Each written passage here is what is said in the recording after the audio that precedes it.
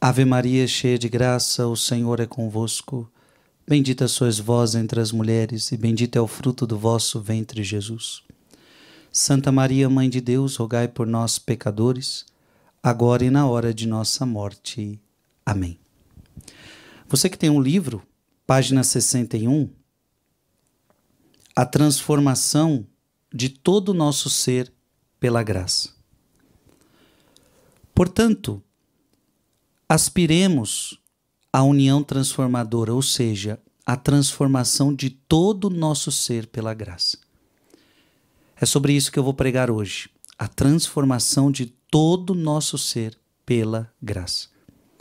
Porém, aspirar a qualquer cerimônia ou manifestação exterior, como um matrimônio místico, pode obviamente ser perigoso e nos levar para um caminho errado.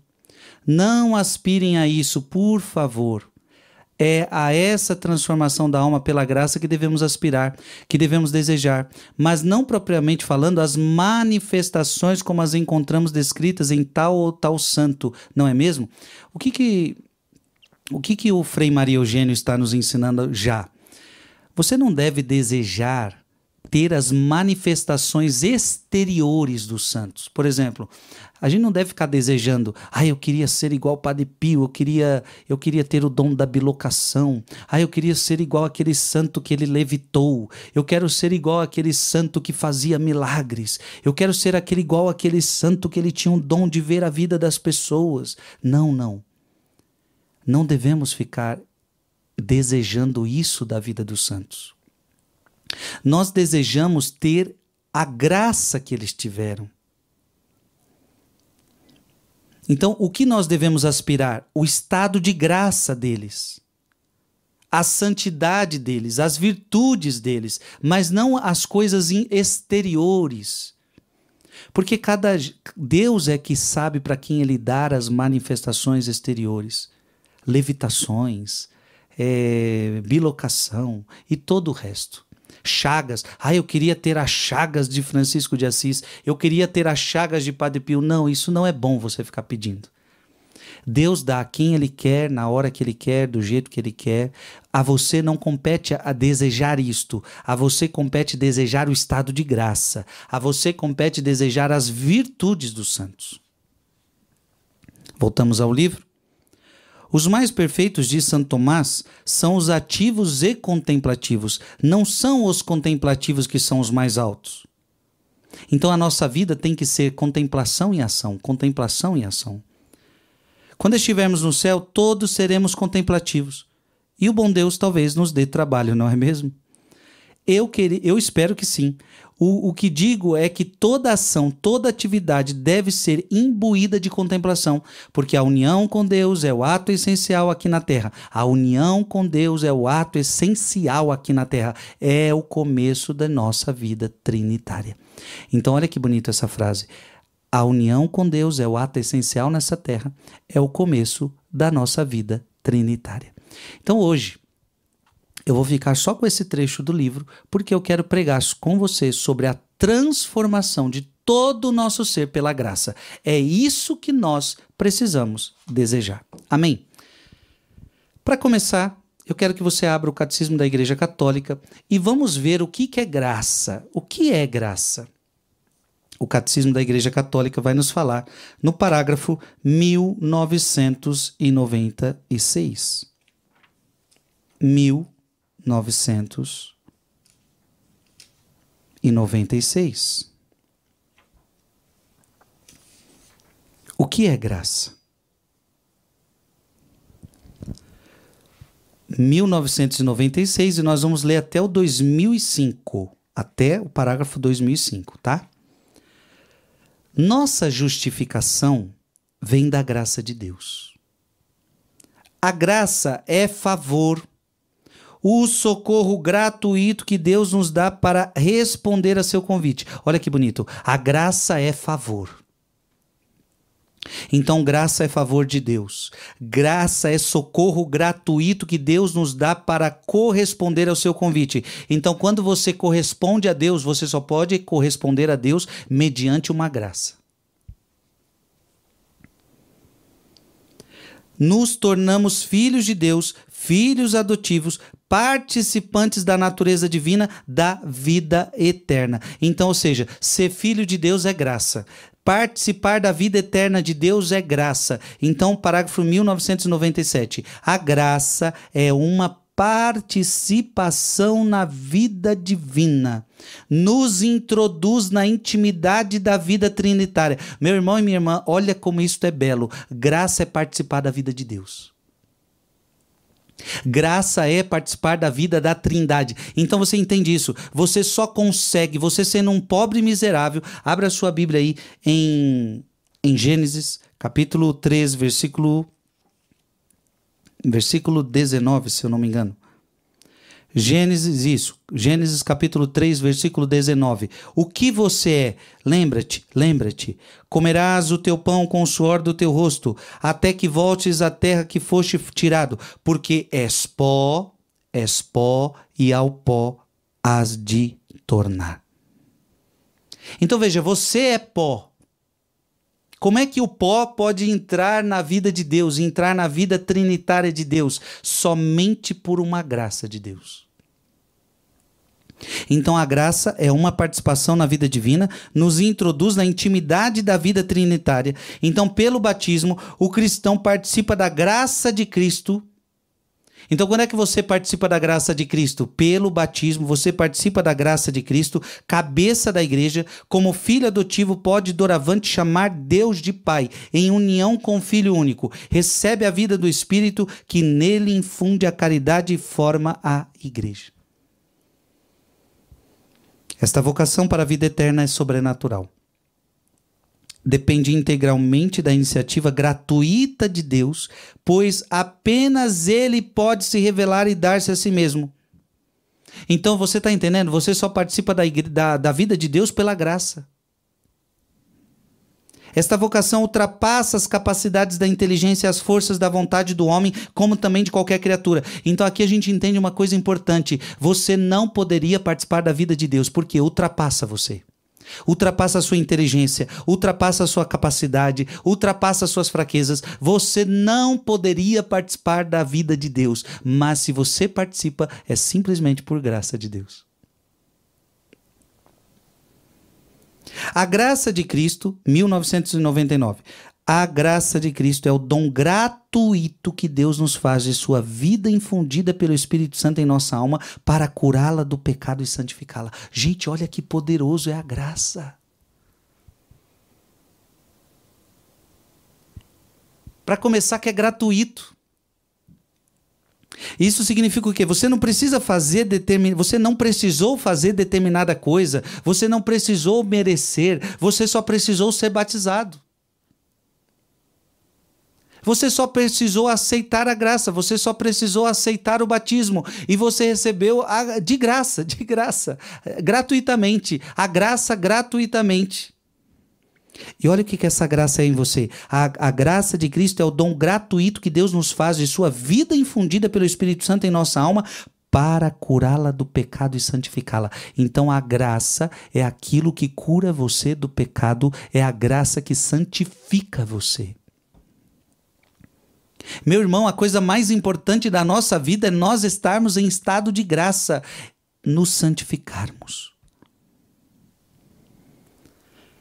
Trata-se da graça santificante ou deificante recebida no batismo. Em nós ela é fonte de obra santificadora. Então quando nós dizemos assim, você está em estado de graça, significa que o Espírito Santo está com você, que Deus está na sua alma, que você é amigo de Deus. Você está em estado de graça. Nós precisamos desejar o estado de graça. Nós não podemos sair do estado de graça. 2 Coríntios, capítulo 5, versículo de 15 a 18, o catecismo cita: se alguém está se alguém está em Cristo, é uma criatura nova. O que era antigo passou, agora tudo é novo. Ora, tudo vem de Deus, que por Cristo nos reconciliou consigo e nos confiou o ministério da reconciliação.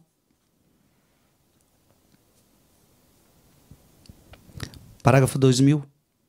A graça santificante é um dom habitual, uma disposição estável e sobrenatural para aperfeiçoar a própria alma e torná-la capaz de viver com Deus. Tá vendo? A graça faz você capaz de viver com Deus, agir por seu amor. Deve-se distinguir a graça habitual, disposição permanente para viver e agir conforme o chamado divino, e as graças atuais que designam as intervenções divinas, quer na origem da conversão, quer no decorrer da obra da santificação.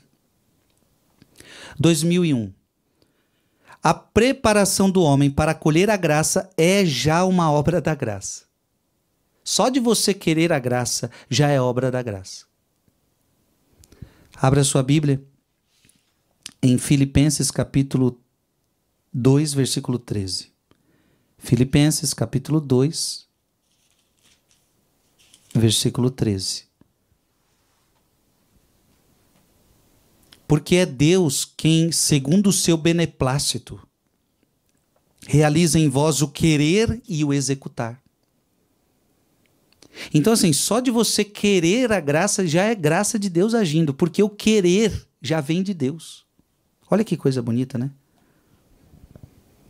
A preparação do homem para acolher a graça já é uma obra da graça. Esta é necessária para suscitar e manter nossa colaboração na justificação pela fé e na santificação pela caridade. Deus acaba em nós aquilo que Ele mesmo começou, pois começa com sua intervenção, fazendo com que nós queiramos e acaba cooperando com as moções de nossa vontade já convertida. Então Deus, ele começa em nós a obra, fazendo com que a gente queira, e depois ele vai terminar essa obra em nós. Gente, que coisa linda.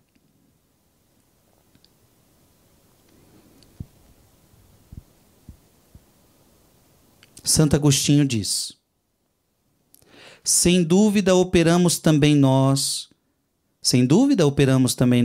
mas o fazemos cooperando com Deus. Quando você faz algo, na verdade você não está fazendo por iniciativa própria, você só está cooperando com Deus, entende? Mas o fazemos cooperando com Deus, que opera nos predispondo com a sua misericórdia.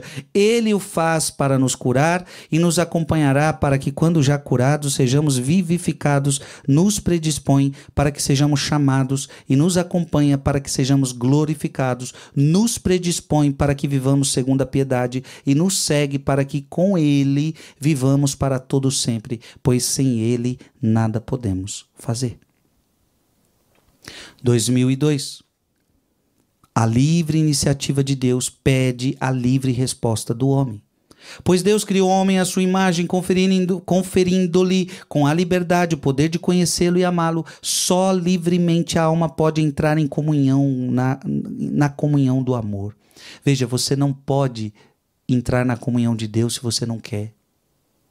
Livremente. Mas a graça suscita você para que você corresponda ao amor de Deus. Só de você estar nestes rosários na madrugada, saiba que isso é a graça de Deus na sua vida. Você só está correspondendo. Deus toca imediatamente e move diretamente o coração do homem. Ele colocou no homem uma aspiração à verdade e ao bem que somente ele pode satisfazer plenamente. As promessas da vida eterna, ultrapassando toda a nossa esperança, respondem a esta aspiração. Santo Agostinho diz: se vós, ao cabo de vossas obras excelentes, repousastes no sétimo dia, foi para nos dizer de antemão, pela voz de vosso livro, que ao cabo de nossas obras, que são muito boas, pelo fato mesmo de ter sido vós que as destes a nós, também nós no sábado da vida eterna em vós repousaremos. Parágrafo 2003. A graça é antes de tudo e principalmente o dom do Espírito Santo, que nos justifica e nos santifica. Tá ficando claro, gente? Isso aqui é doutrina católica, explicando para você o que nós vamos começar a ver daqui a pouco, que é a Bíblia.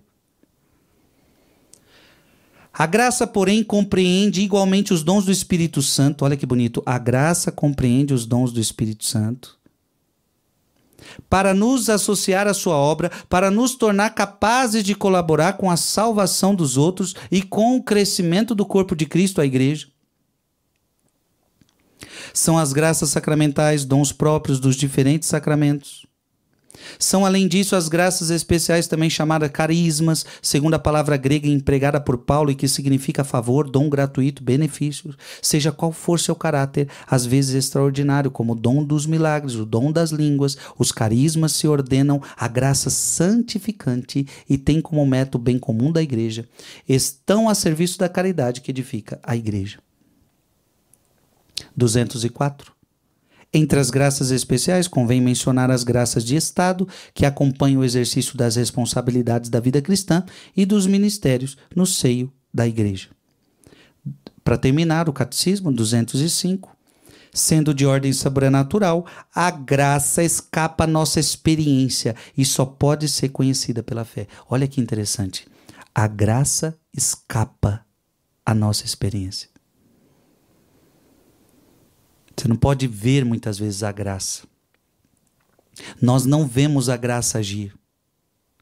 Às vezes achamos que somos nós que estamos fazendo, a gente está todo animadão. Então é tipo assim, você está todo animado, é eu que estou fazendo, é eu que estou fazendo. Mal sabe você que é a graça. Tudo é graça, minha gente. Então você está lá, você está animado. Nossa, eu estou dando conta de acordar na madrugada. Eu estou dando conta de rezar. Olha como eu estou feliz comigo mesmo. Mal sabe você que não é você, é a graça. Se dependesse de você, você não daria conta. Eu lhe garanto. A pessoa está toda animada. Olha, eu estudei tanto e passei no concurso. Eu consegui. Mal sabe você que não foi você, foi a graça. Você entende? Tudo é graça de Deus. Você não a vê. A graça escapa à nossa experiência. Só pode ser conhecida pela fé. Não podemos, portanto, nos basear em nossos sentimentos ou em nossas obras para daí deduzir que estamos justificados e salvos. No entanto, segundo a palavra do Senhor, pelos frutos os conhecereis. A consideração dos benefícios de Deus em nossa vida e na dos santos nos oferece uma garantia de que a graça está operando em nós e nos impele a uma fé sempre maior e a uma atitude de pobreza confiante.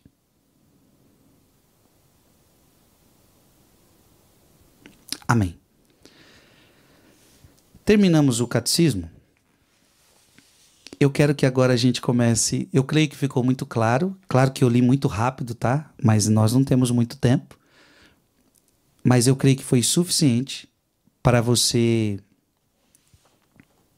entender o que é graça. O Catecismo da Igreja Católica deixou isso muito claro. Agora, vamos ver a graça na Bíblia? Eu quero que você agora vá abrindo passagens bíblicas comigo e nós vamos agora ver o que é a graça na palavra de Deus. Abra sua Bíblia em Gálatas capítulo 1. Gálatas capítulo 1. E eu já quero começar dizendo que só de você ter nascido, isso já é graça de Deus.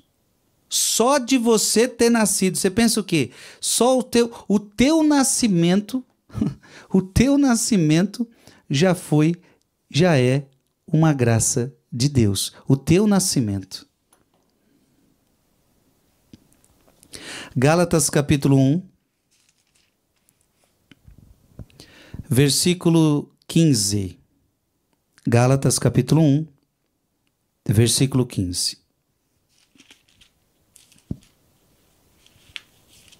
O que está escrito aí? Mas quando aprouve aquele que me reservou desde o seio de minha mãe e me chamou pela sua graça. Vamos ler de novo? Mas quando aprouve aquele que me reservou desde o seio de minha mãe. Então Deus me chamou desde o seio materno. Deus me chamou desde o seio de minha mãe. E me chamou pelo quê? Pela sua graça. Então você nasceu por uma graça de Deus. Foi Deus quem te quis, foi Deus quem te escolheu, foi Deus. Não foi o teu pai e tua mãe que te escolheram. Teu pai e tua mãe nem sabia que você ia vir no mundo. Sua mãe demorou para descobrir que estava grávida. Não foi tua mãe que te chamou, não foi teu pai que te chamou. Quem te chamou à existência foi Deus. Quem te chamou à existência foi Deus. E esse chamado, diz a palavra de Deus aos Gálatas, me chamou pela sua graça. Coloca a mão no seu peito e diga assim: Deus me chamou pela sua graça. Abra sua Bíblia em Gálatas 2, 21. Você já está em Gálatas, Gálatas 2, 21. Nós não podemos menosprezar a graça de Deus. Paulo diz: não menosprezo a graça de Deus. Mas, na verdade, se a justiça se obtém pela lei, Cristo morreu em vão. Não podemos menosprezar a graça. Veja, desde o meu nascimento eu fui chamado pela graça. Eu não posso menosprezar a graça de Deus.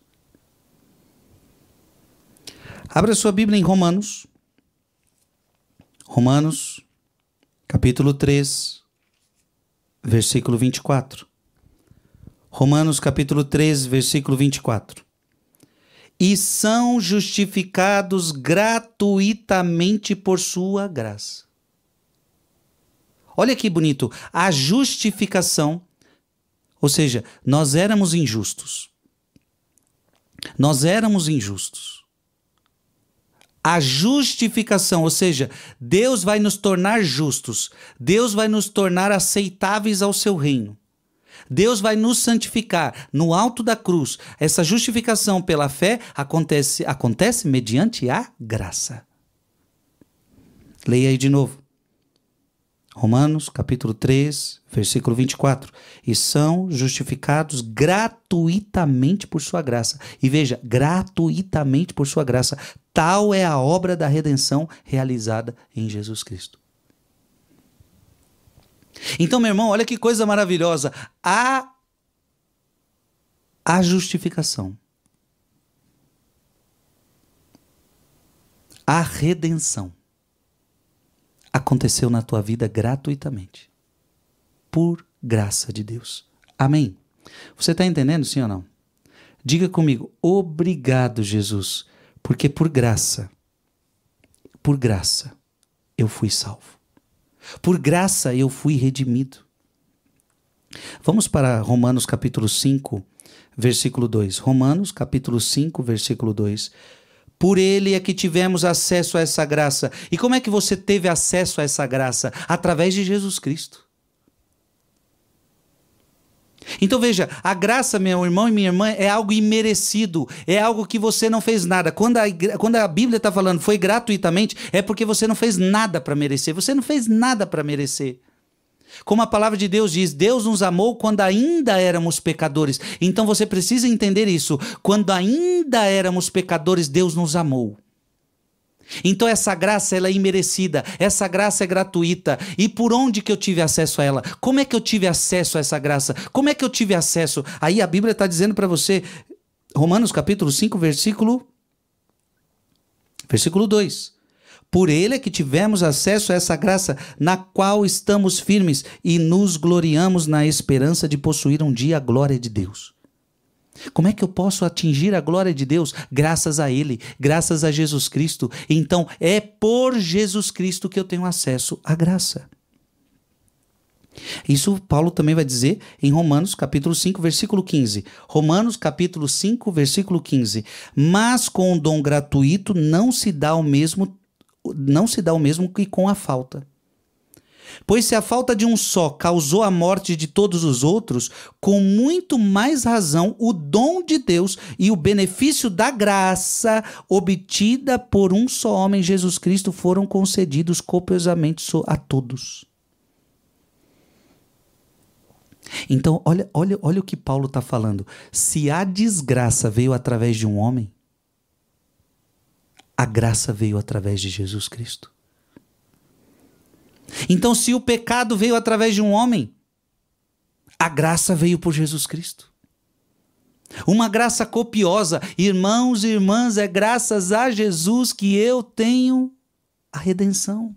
É graças a Jesus que eu posso entrar no céu. É graças a Jesus que eu tenho acesso à graça. Por um só homem veio a desgraça. Por um só homem, um homem só causou a morte. Com muito mais razão, o dom de Deus e o benefício da graça obtida por um só homem, Jesus Cristo, foram concedidos copiosamente a todos. A todos. A todos. Romanos capítulo 5, versículo 17.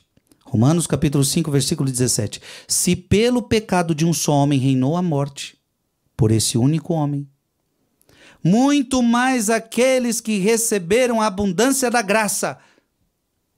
Olha o que Paulo está falando. Foi grande a desgraça, foi grande o pecado, foi, mas a graça de Deus é maior. Muito mais aqueles que receberam a abundância da graça, é o dom da justiça, reinarão na vida por um só, que é Jesus Cristo. Você estava na morte, mas por causa de Jesus Cristo agora você tem a vida, meu filho. É a palavra de Deus que está falando com você, é a palavra de Deus que está falando comigo. Isso é coisa maravilhosa. Se pelo pecado de um só homem reinou a morte. Alguém pode falar, a gente tem muito disso, né? A culpa de toda essa desgraça é Adão. A culpa é Adão e Eva. Tudo que estamos passando é Adão e Eva. Aquela coisa toda. Mas você não pode ficar focado no pecado de Adão e Eva. Você não pode ficar focado no pecado de Adão e Eva. Você tem que focar nisso aqui. Se pelo pecado de um só homem reinou a morte, por esse único homem, muito mais aqueles que receberam a abundância da graça. Por que Deus permitiu Adão e Eva pecar? Deus poderia não ter impedido? Não, porque Deus deu liberdade para eles. Para Deus não permitir que eles pecassem, Deus teria que ter tirado a liberdade. Deus deu liberdade, não foi Deus que escolheu o pecado deles. Não foi Deus quem quis o pecado deles. Eles quiseram pecar. Só que tem um detalhe, se Deus permitiu esse pecado, é porque Ele já sabia que tinha uma graça maior para nos entregar. Que ia superar este pecado. Meu irmão, Deus não perde batalhas. Meu irmão, Deus não perde batalhas. Se Deus permitiu a desgraça, se Deus permitiu o pecado, é porque Ele preparava algo muito maior. Receberam a abundância da graça, o dom da justiça e reinarão na vida por um só, que é Jesus Cristo. Amém? Romanos 5, de 20 a 21. Romanos 5, de 20 a 21. Sobreveio a lei para que abundasse o pecado, mas onde abundou o pecado, superabundou a graça. Então o pecado foi grande, mas onde abundou o pecado, superabundou a graça. Irmão, você está entendendo? A graça de Deus é maior que as desgraças. Eu sei que a gente às vezes é convencido a achar que o mal está ganhando. Parece que o mal vence. Você liga a TV, só vê desgraça. Você lê o jornal, só vê desgraça. Você anda na rua, vê desgraça. Aí parece que o mal vence. Parece que o mal impera. Mas não é isso que a Bíblia está dizendo.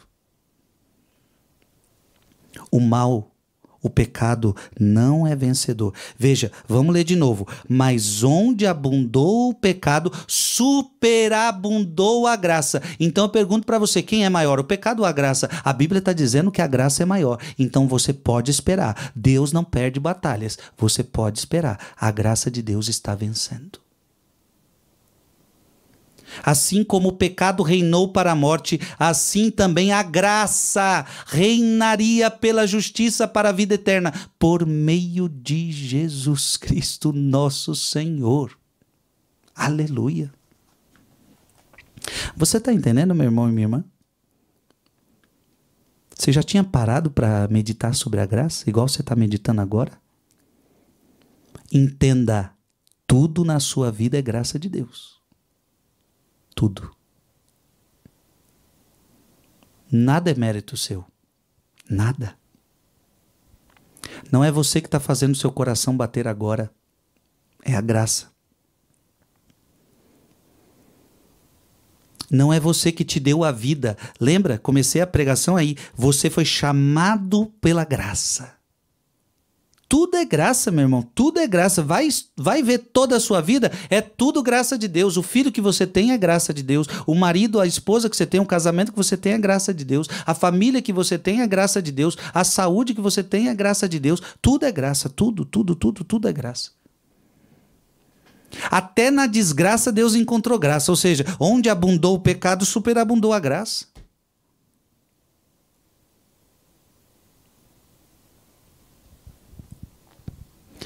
Romanos capítulo 6, versículo 14. Romanos capítulo 6, versículo 14. O pecado já não vos dominará. Olha que palavra. Por quê? Porque agora não estáis mais sob a lei, mas sim sob a graça. Então agora, lembra que o catecismo nos explicou que a graça é aquilo que cura o pecado, a graça é aquilo que santifica a gente do pecado. Agora, por que que eu não vou ficar mais dominado pelo pecado? O pecado não vai ter mais poder sobre mim, porque agora eu não estou mais sob o efeito do pecado, não estou mais sob o efeito da lei, agora eu estou sob o efeito da graça. Irmão, irmã, nós não temos desculpa para ficar no pecado. Nós não temos mais desculpa para ficar no pecado. É por isso que quando você vai na missa, é por isso que quando você vai ao confessionário, você tem que dizer: eu pequei por minha culpa. Porque nós não temos mais desculpa para ficar no pecado. Não temos.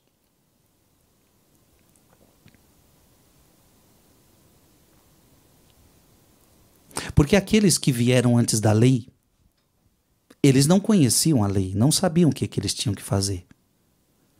Ontem eu pregava sobre Abraão, e Abraão teve filho com a sua escrava.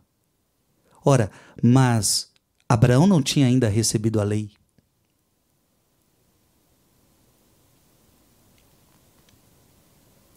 Então nós temos um período onde as pessoas ainda não tinham recebido a lei. E depois nós temos aquele período onde as pessoas receberam a lei. Depois de Moisés, as pessoas receberam a lei. Elas sabiam o que tinha que fazer, o que não tinha o que fazer, o que não fazer. Só que alguém podia dizer: ah, eu conheço a lei, mas eu não tenho força para praticá-la. Eu não consigo praticá-la. Só que agora ninguém mais tem essa desculpa. Porque nós não estamos só sob o regime da lei. Agora nós estamos sobre o império da graça. É como se a graça fosse a capacidade de fazer o que Deus pede. A graça é como se fosse Filipenses capítulo 2, versículo 13. O querer e o executar.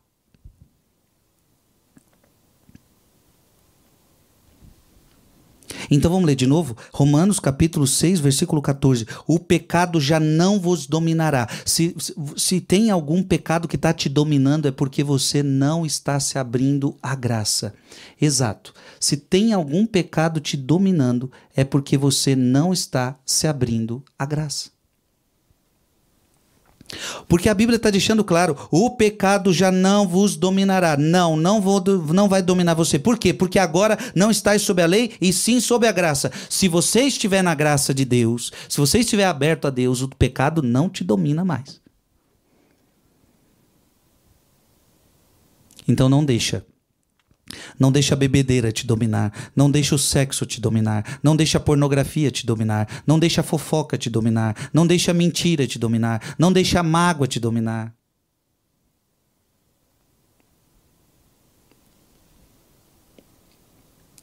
Romanos capítulo 6, versículo 23. Romanos capítulo 6, versículo 23.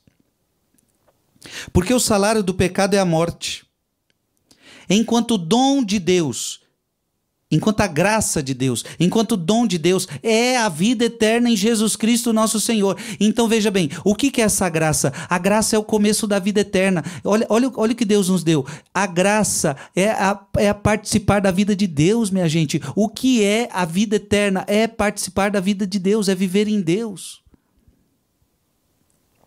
Então, com a graça, Deus já nos permitiu viver aqui na terra a sua vida, começar o céu aqui. Portanto, você tem que lutar para estar nesse estado de graça. Aqui eu já começo a dizer: o que pode te tirar desse estado de graça? A única coisa que pode tirar você do estado de graça, depois que você a recebe pelo batismo, é o pecado mortal. O pecado mortal te tira do estado de graça. Porque o que é o pecado mortal? É um pecado grave. Você sabe que aquilo é pecado, mas mesmo sabendo que é pecado e que é grave, você mesmo assim faz. Aí você perde a graça, meu filho. Aí você perde a graça. Geralmente um pecado grave é aquele que ofende os 10 mandamentos. Então você conhece os 10 mandamentos, você sabe que aquilo é grave. Só que aí, mesmo assim, você faz. Então aí você perdeu a graça. Aí você perdeu a graça santificante. Aí você recebeu o salário do teu pecado. O salário do pecado é a morte. Ou seja, você já não tem mais a vida de Deus dentro de você. Você não tem mais a vida de Deus dentro de você. É, meu irmão e minha irmã, tem muita gente que está na morte. Está vivo, mas está morto. Tem muita gente que está na morte. Está vivo, mas na verdade está morto. A sua alma está morta. E por que está morto? Porque está no pecado. Está no pecado mortal e não quer sair. Então, pecado mortal é isso. É um pecado grave, eu sei que é pecado e não quero sair. Vamos dar um exemplo? O adultério. Estou dando um exemplo. O adultério. É um pecado grave. Eu sei que é pecado. Mas eu não saio desse pecado. O sexo fora do casamento. O sexo fora do casamento. Eu sei que é pecado grave. Ninguém me obriga e eu continuo nesse pecado. A graça de Deus morre dentro de você. Na verdade, é você que morre para a graça. Você morre para a graça. Porque o salário do pecado é a morte. Então, se você não quer ficar na graça, se você quiser ficar nesse pecado, então tá aí. O salário do teu pecado é a morte. Você não vai ter mais a vida de Deus. Você vai ter a morte. Você vai ter a morte.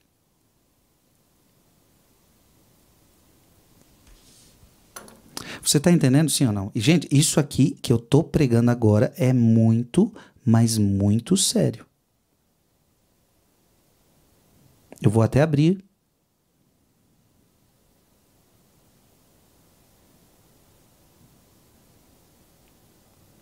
Eu vou até abrir o Catecismo da Igreja Católica, que fala sobre isso. Você pode abrir aí o seu Catecismo, 1855. 1855.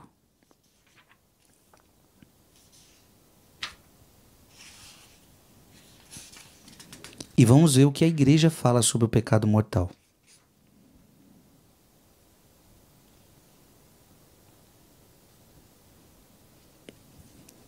Em 1885. O pecado mortal destrói a caridade no coração do homem por uma infração grave da lei de Deus. Desvia o homem de Deus, que é o seu fim último, e a sua bem-aventurança, preferindo um bem inferior. Tá vendo? Esse pecado desvia o homem de Deus.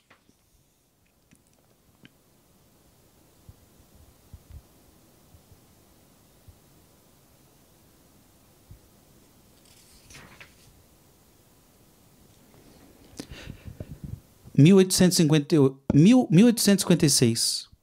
O pecado mortal, atacando em nós o princípio vital que é a caridade, exige uma nova iniciativa da misericórdia de Deus e uma conversão do coração que se realiza normalmente no sacramento da confissão. Então, se você caiu no pecado mortal, você deveria se confessar urgente. Urgente. 1857. Para que um pecado seja mortal, são requeridas 3 condições ao mesmo tempo. Ao mesmo tempo. Para ser pecado mortal, precisa ter essas 3 condições ao mesmo tempo. É pecado mortal todo pecado que tem como objeto uma matéria grave. Além disso, é cometido com plena consciência. Eu sei que é pecado mesmo assim. Eu sei que é pecado, ou seja. E deliberadamente. Ou seja, mesmo sabendo que é pecado, ninguém me obriga e mesmo assim eu faço. Então veja,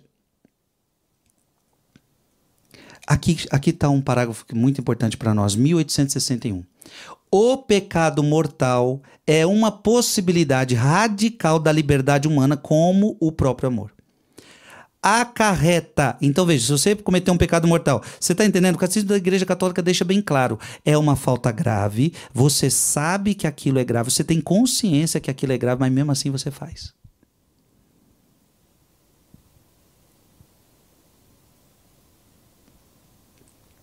Acarreta a perda da caridade, a privação da graça santificante. Isto é do estado de graça. Tá vendo? Aquilo que eu estava pregando, eu estou provando para você agora. Quando uma pessoa está em pecado mortal, ela perde o estado de graça. Gente, isso aqui é terrível.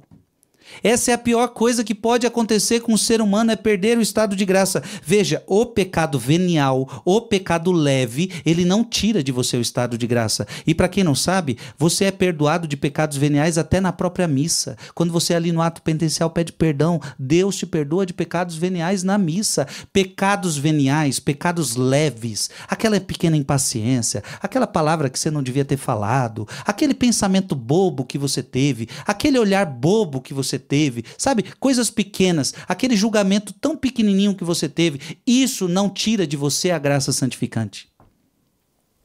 Agora, uma ofensa contra os 10 mandamentos, você sabendo que você está fazendo isso, e mesmo assim você faz, isso tira de você a graça. Quem está falando é Frei Gilson? Não, quem está falando é o Catecismo da Igreja Católica, 1861. Se acarreta a perda da caridade, a privação da graça santificante, isto é, do estado da graça. Se este estado não for recuperado mediante o arrependimento e o perdão de Deus, causa a exclusão no reino de Cristo e a morte eterna no inferno.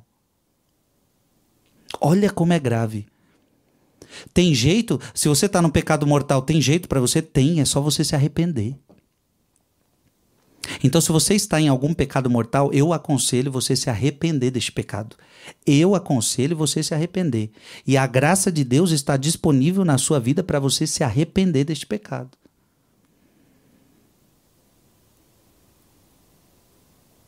Como um dia eu me lembro, pregando numa cidade, há muito tempo atrás, pregando numa cidade, uma mulher veio até mim e falou: Frei, eu tenho um relacionamento com 2 homens casados.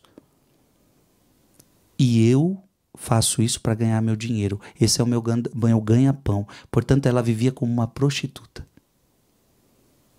Mas aquela pregação, aquele retiro mudou o coração dela. Ela falou: Frei, eu estou arrependida, eu quero mudar de vida. E aquela mulher então recebeu. Falei: você está disposta a mudar? Então vamos se confessar. Aquela mulher teve que se confessar. Aquela mulher pediu conselho. Aquela mulher mudou de vida. Aquela mulher decidiu sair daquela situação. Então, se você estiver em um pecado que for, eu estou pecado no roubo, Frei, eu estou roubando lá no meu emprego, estou tirando dinheiro do meu patrão, estou roubando dinheiro do meu patrão. Então, você sabe que isso é pecado, você faz sabendo, é preciso que haja arrependimento. E se você tiver arrependimento, mesmo que o pecado seja gigante, mesmo que o pecado seja mortal, Deus vai te perdoar, meu filho. E tá tudo resolvido. Aí você pede perdão, você confessa com o sacerdote, aí o estado de graça volta. Você tá entendendo? O estado de graça volta. Então, o estado de graça é assim mesmo. Você pode perder, tá? E você pode reconquistar. O estado de graça, então, você perde e reconquista. A única coisa que faz você perder o estado de graça é o pecado mortal. O pecado mortal é uma possibilidade radical da liberdade humana como o próprio amor. Acarreta a perda da caridade, a privação da graça santificante. Isto é, do estado de graça. Agora, se você confessa, ele volta. Se este estado de graça for recuperado mediante o arrependimento e perdão de Deus, se este estado não for recuperado, então a pessoa não quer mudar de vida, ela não quer se confessar, ela não quer se arrepender, ela quer continuar no seu pecado, ok. O que vai acontecer? Causa a exclusão no reino de Cristo, a morte eterna no inferno. Essa pessoa está querendo ir para o inferno. Não é Deus que está mandando ela, é ela que está querendo.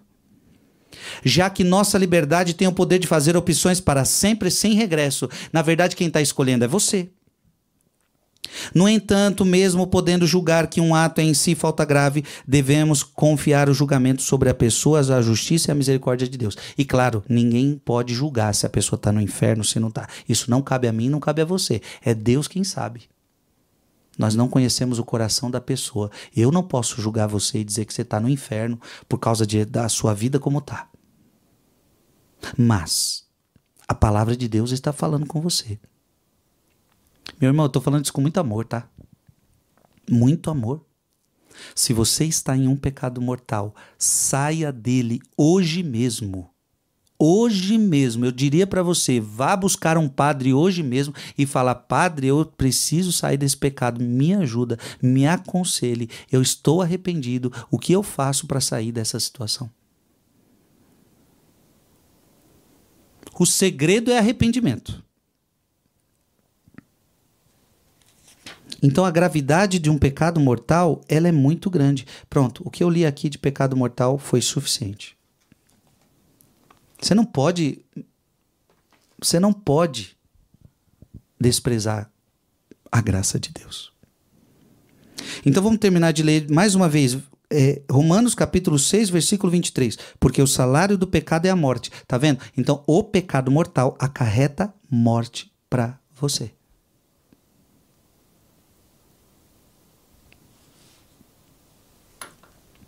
Eu vou tentar achar uma outra passagem para a gente encerrar esse assunto.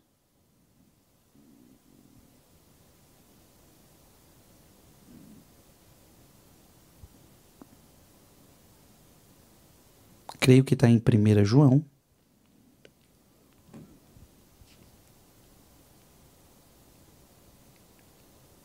Creio que está em 1 João. Vamos ver aqui. 1 João capítulo 5. Isso, 1 João capítulo 5. Versículo 16 a 17. 1 João capítulo 5, versículo 16 a 17. Se alguém vê seu irmão cometer um pecado que não o conduz à morte, veja, um pecado que não conduz à morte, reze e Deus lhe dará a vida. Isso para aqueles que não pecam para a morte.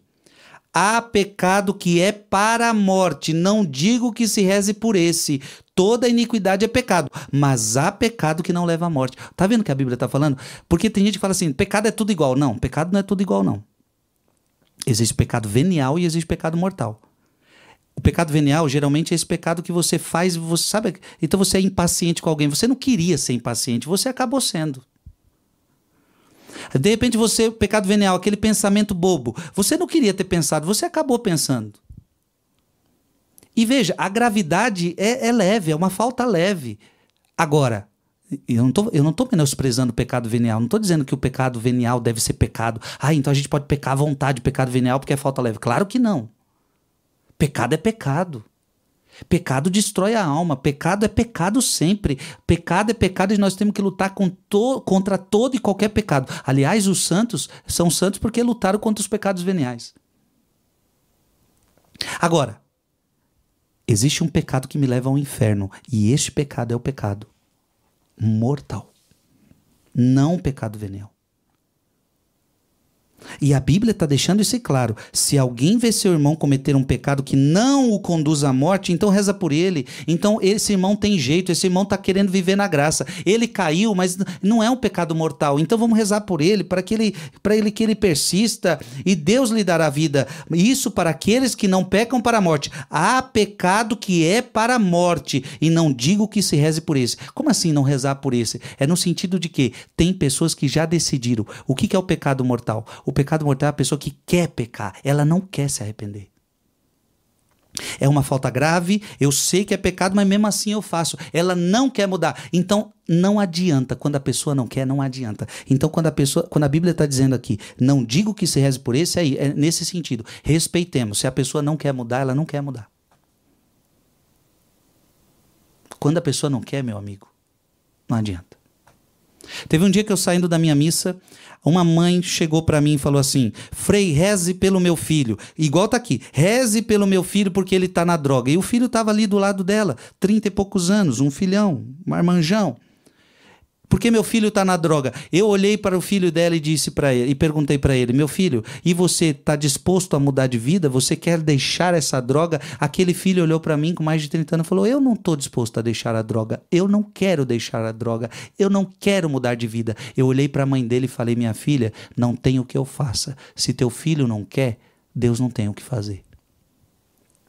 Então, aí veja, a mãe pediu: reze por ele. Não vou rezar, porque ele não quer a oração.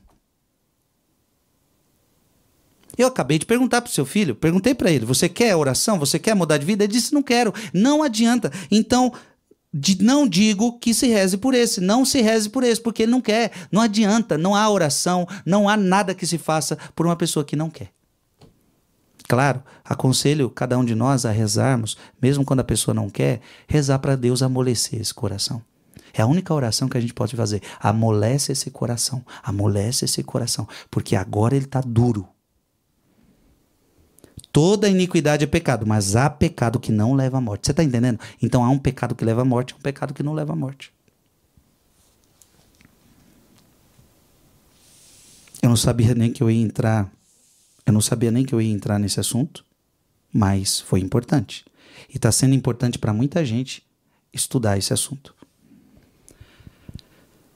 Romanos capítulo 11. Romanos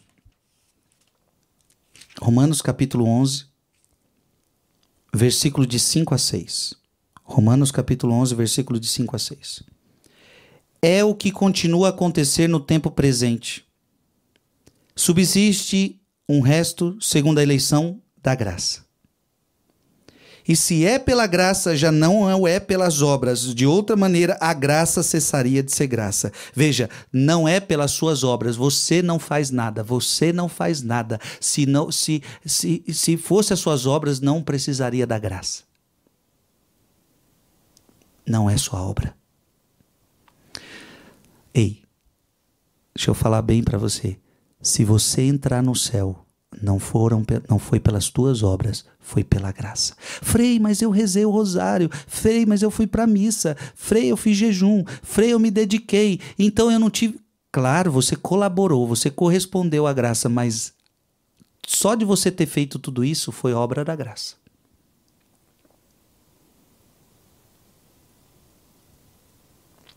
Se fosse pelo mérito, não precisaria da graça. É o que a palavra de Deus está dizendo aqui para nós.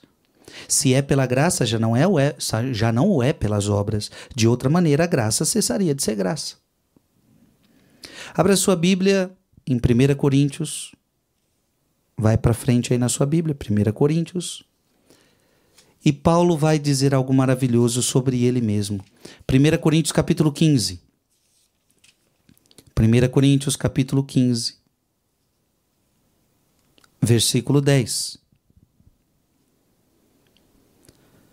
1 Coríntios capítulo 15, versículo 10. Mas pela graça de Deus eu sou o que sou. Olha que bonito. Paulo era um homem tremendo, Paulo era um homem grande, Paulo era um homem inteligente, Paulo era um dos melhores pregadores que já existiu. É pela graça de Deus que eu sou o que sou. Veja, não são os meus méritos. Não são os meus méritos. Então tem gente que se acha aí o inteligente, tem gente que se acha aí o superdotado, tem gente que acha que é pelo seu esforço. E cuidado, porque essas teorias coach aí, que vocês muitas vezes ficam escutando, toma cuidado, viu? Toma cuidado, viu? Porque para mim um dos maiores perigos é esse. A teoria coach, ela pode sugerir a você que tudo é pelo seu esforço. Então, se você se esforçar, você vai adquirir isso. Se você se esforçar, você vai adquirir aquilo. Se você se esforçar... Sim, o esforço é importante. O esforço é importante. Agora, cuidado.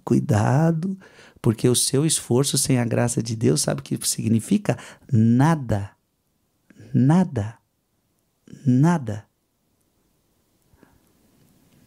O teu esforço sem a graça de Deus é em vão.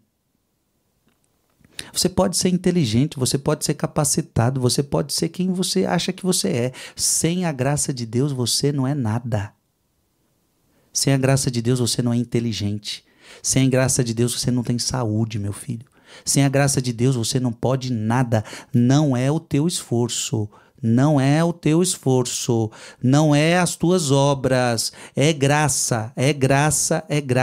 Cuidado com os coaches que vão fazendo você entender que tudo passa por você, tudo é seu esforço, tudo é você. Não.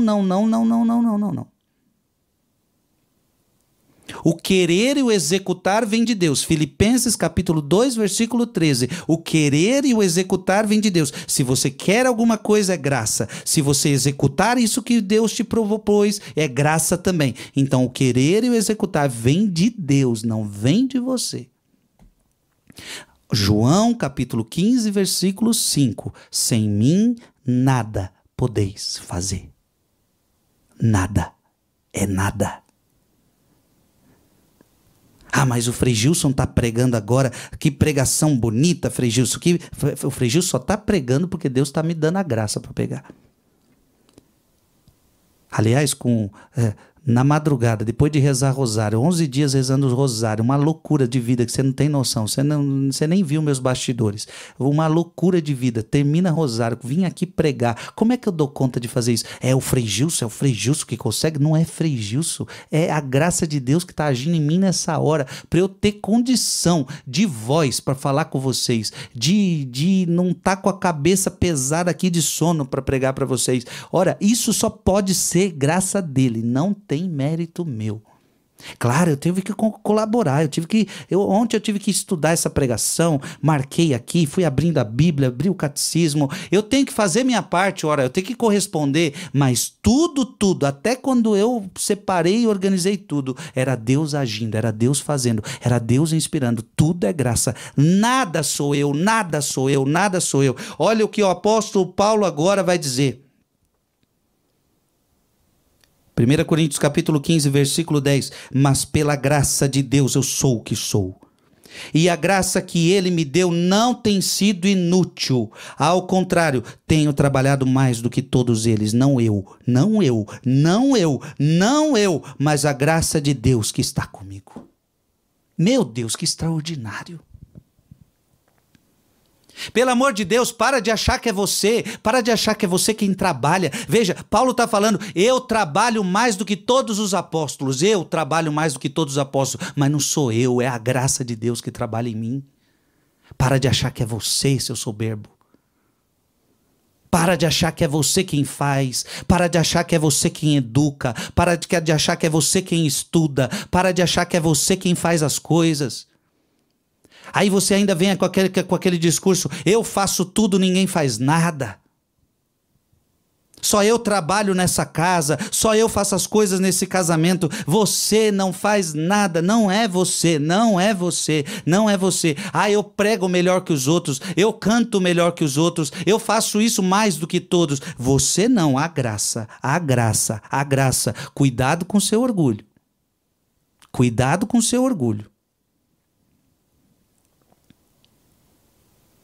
Porque eu fico imaginando Deus. Deus é aquele que deu a graça. E aí o orgulho, Deus resiste ao orgulhoso. E o que acontece? Quando você começa a achar que é você, aí sabe o que vai acontecer? Aí Deus vai falar o seguinte, meu filho, a graça não pode agir gente orgulhosa. Se você acha que é você, aí Deus por um momento ele pode fazer assim, eu vou tirar o benefício. Eu vou tirar a gratuidade. E você vai fazer a experiência da sua fraqueza. Você vai agora fazer a experiência da sua fraqueza. Vamos ver se você vai dar conta de alguma coisa. Deus faz isso, minha gente. E é para o nosso bem.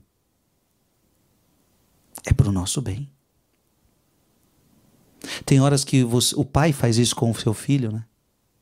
O filho está se achando, o filho acha que pode tudo. Então vai ver se você vai dar conta. Aí chega o filho chorando, não deu certo, não vai dar.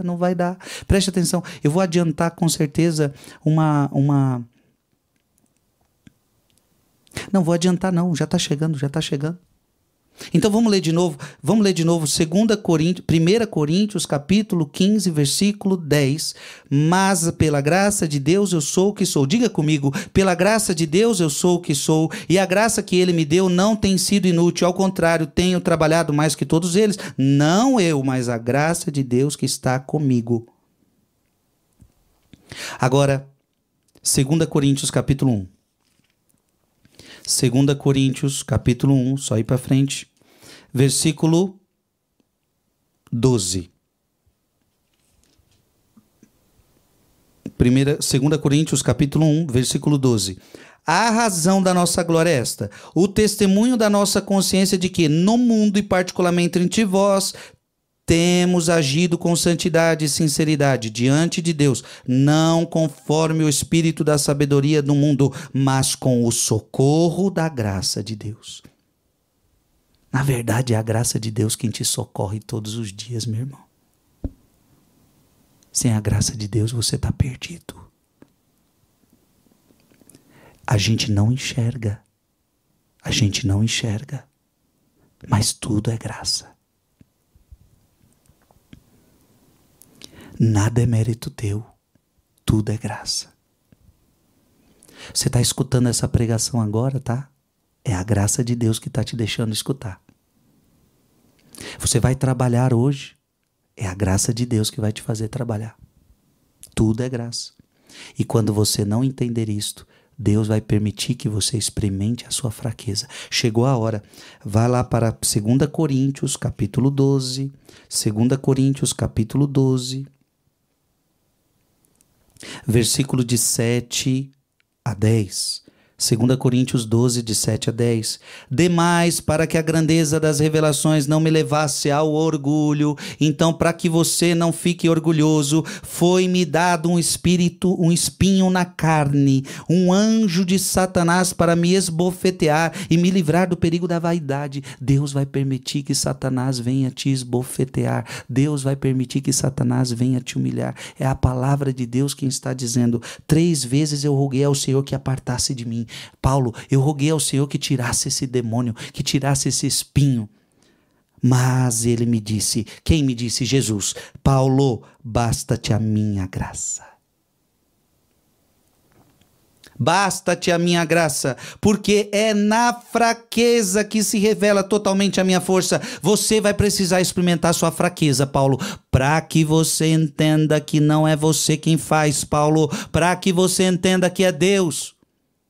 Deixa eu falar uma coisa para você. Tem doenças na nossa vida que é Deus querendo, nos permitindo essa doença. É Deus permitindo essa enfermidade para a gente ver que na fraqueza a gente experimentar a nossa fraqueza e entendermos que tudo é Deus. Deixa eu fazer você entender. Tem horas que Deus permite situações, doenças, crises, tribulações,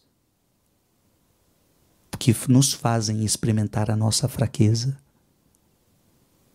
para que a gente entenda que não é a nossa força, mas é a força de Deus. Toda vez que eu fico doente, raramente eu fico doente, mas eu sou ser humano, Deus às vezes me permite deixar de cama. Eu me lembro das vezes que eu fiquei de cama. Toda vez eu faço essa experiência. Eu fico de cama, eu tenho uma agenda a concluir, eu preciso fazer coisas acontecer, só que eu estou de cama e eu falo, não consigo. Parece que aquele estado me deixa numa fraqueza e Deus permite toda aquela fraqueza para falar, Frei, é importante você experimentar a sua fraqueza, para que você valorize a graça da saúde.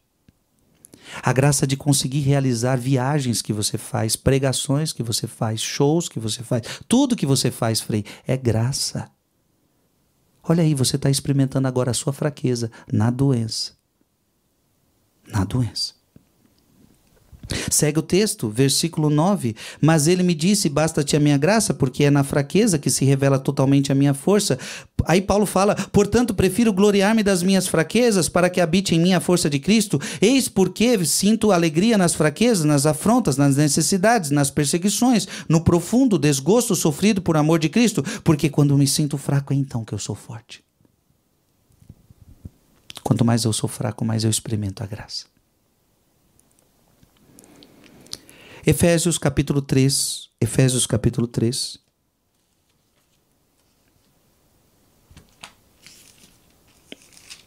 versículo 7. Efésios capítulo 3, versículo 7. Eu me tornei servo deste evangelho. Olha que bonito. Eu me tornei servo deste evangelho,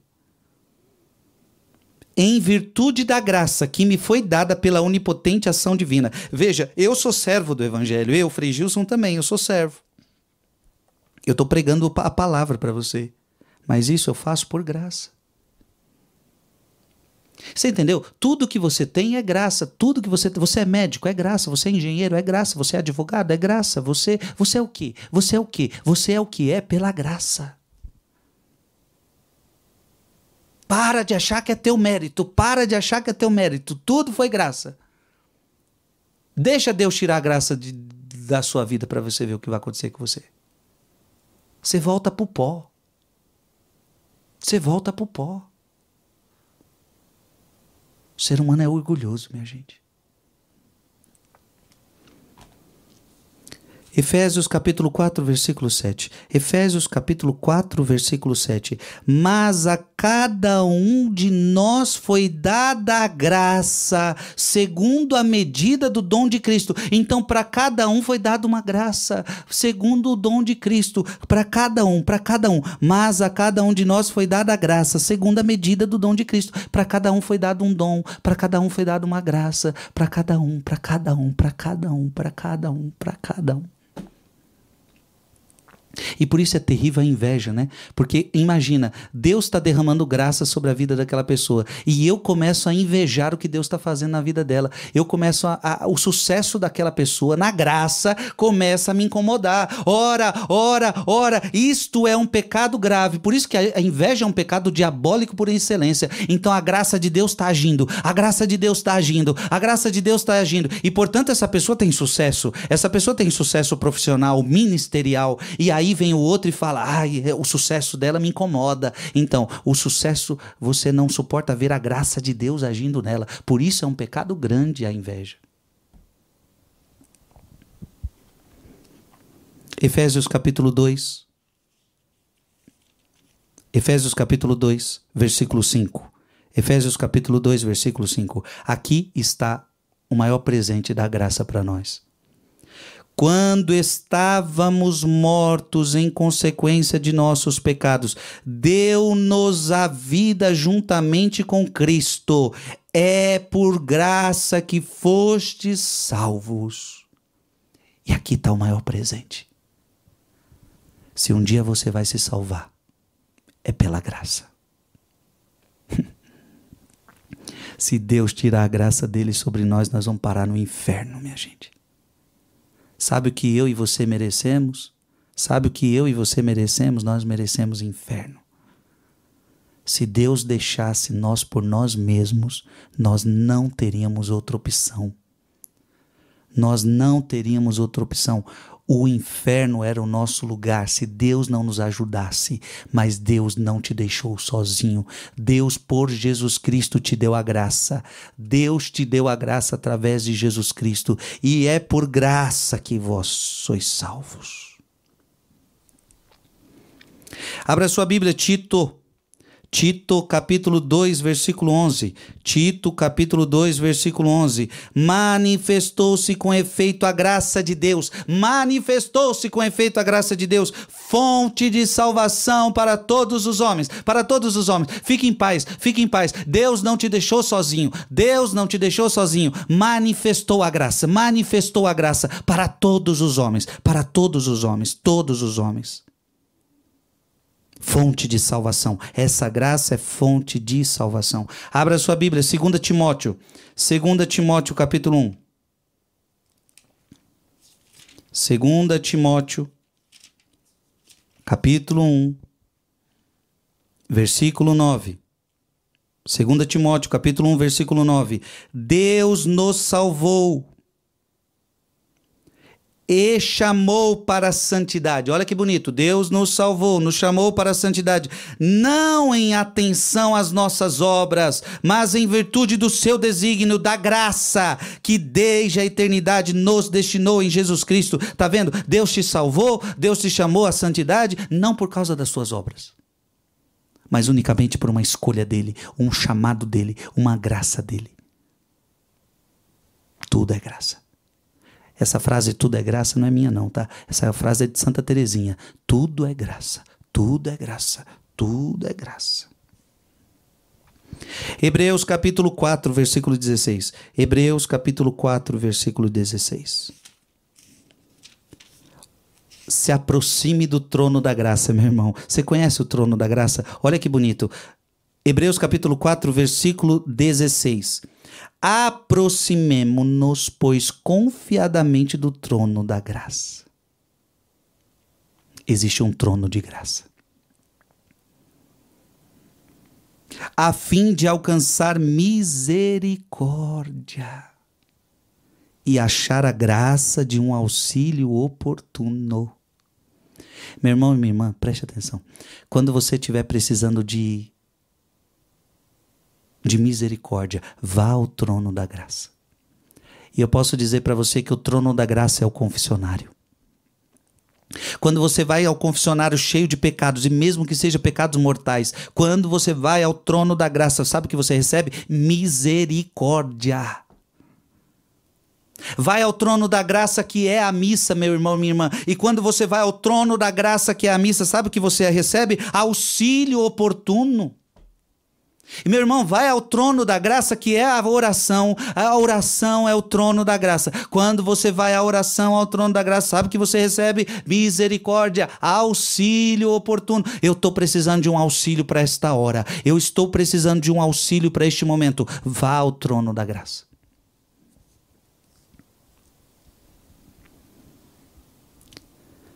Segunda Coríntios capítulo 6. Segunda Coríntios capítulo 6. Versículo 1. 2 Coríntios capítulo 6, versículo 1. Na qualidade de colaboradores seus, exortamo-vos a que não recebais a graça de Deus em vão. E aqui, meu irmão, é importante, não receba a graça de Deus em vão. Nós não podemos levar a vida da graça de qualquer jeito. É preciso preservar a graça. É preciso cuidar da graça. Se eu disse para você que você pode perder a graça por um pecado mortal, então nós não podemos. Nós temos que cuidar, nós temos que zelar, nós temos que vigiar. Por isso que Jesus fala, vigiai e orai para não cairdes em tentação. É como se Jesus estivesse dizendo, vigia o seu estado de graça para que você não perca.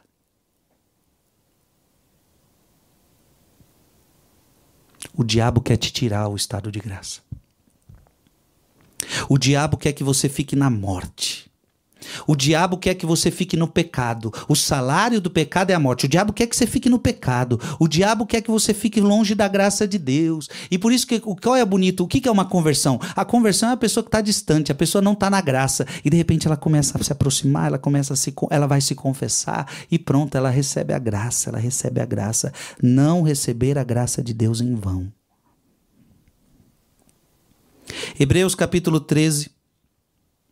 Hebreus capítulo 13, versículo 9. Hebreus capítulo 13, versículo 9. Não vos deixeis desviar pela diversidade de doutrinas estranhas. É muito melhor fortificar a alma pela graça. Então, a partir de hoje, você vai fortificar a sua alma pela graça. Fortificar a alma pela graça. Crescer na graça. Crescer na graça. Abra sua Bíblia em 2 Pedro, capítulo 3. 2 Pedro, capítulo 3, versículo 18. 2 Pedro, capítulo 3, versículo 18. Mas crescei na graça. Então, em hipótese alguma, a gente pode perder a graça. A gente tem que crescer. Crescer. Crescer. Crescer na intimidade. Meu maior desejo. Crescer na intimidade com Jesus. Crescer na intimidade. Meu maior desejo, crescer na intimidade com Jesus, mas crescei na graça e no conhecimento de nosso Senhor Jesus Cristo. A Ele a glória agora e eternamente. E já terminando essa pregação, mais duas palavras. Abra sua Bíblia em Tito, capítulo 3. Tito, capítulo 3, versículo de 5 a 7. Tito capítulo 3, versículo de 5 a 7. E não por causa das obras de justiça que tivéssemos praticado, mas unicamente em virtude de sua misericórdia. Ele nos salvou mediante o batismo da regeneração e renovação pelo Espírito Santo, que nos foi concedido em profusão por meio de Cristo nosso Senhor, nosso Salvador, para que a justificação obtida por sua graça nos torne em esperança herdeiros da vida eterna. Amém. E para terminar, o tema dessa pregação é transformação de todo o nosso ser pela graça. A graça de Deus, ela vai transformando você. E eu quero que você entenda agora com essa palavra e a gente termina com ela. Tito, você já está em Tito. Tito capítulo 2, versículo de 11 a 15. Vamos terminar com essa palavra linda, forte e que a graça de Deus atue uma obra em você. Manifestou-se com efeito a graça de Deus. Você está entendendo? A graça de Deus se manifestou, fonte de salvação para todos os homens. Veio para nos ensinar, aqui tá a chave, preste atenção. Para que a graça de Deus veio? Para você ficar na imundície? Para você viver vida de porco? Para você viver no pecado? Para você viver na desgraça? Claro que não. A graça te trouxe. A graça veio até você para salvar a tua alma. A graça veio até você para você viver a vida de Deus. É por isso que Tito agora vai dizer, versículo 12, a graça veio para nos ensinar a renunciar à impiedade e às paixões mundanas e a viver neste mundo com toda sobriedade, justiça e piedade. Então você não vai viver de qualquer jeito, não vai. Veja, ensinar a renunciar à impiedade. Renuncia tudo que é do mundo, meu irmão. As paixões mundanas, renuncia. Isso não é para você. As músicas mundanas, as roupas mundanas, as amizades mundanas, os ambientes mundanos. Renuncia tudo isso daí, meu filho. Renuncia, porque a graça de Deus não te chamou para viver isso aí, não. A viver neste mundo com toda sobriedade. Então, o que é próprio dos mundanos? A vida mundana é o exagero. Então ela vai beber, ela exagera. Ela vai comer, ela exagera. Tudo que ela vai fazer é exagerado. O que é o carnaval? O carnaval é o exagero. É o grande símbolo de uma festa mundana. É o exagero. O cristão não. O cristão vive sobriedade. Sobriedade. Justiça e piedade. Na expectativa da nossa esperança feliz, a aparição gloriosa de nosso grande Deus e Salvador Jesus Cristo. Ou seja, essa graça me faz abandonar a vida do mundo e ela me faz esperar o meu Jesus que está voltando. Eu não vivo de qualquer jeito, porque o meu Jesus está voltando. Que se entregou por nós a fim de nos resgatar de toda a iniquidade. Ele morreu por nós para me tirar da iniquidade, nos purificar e nos constituir seu povo de predileção, zeloso na prática do bem. Eis o que deves ensinar, pregar e defender com toda a autoridade. É o que eu estou fazendo aqui hoje. Deves ensinar, Frei Gilson. Deves pregar, Frei Gilson. Deves defender com toda a autoridade e que ninguém te menospreze.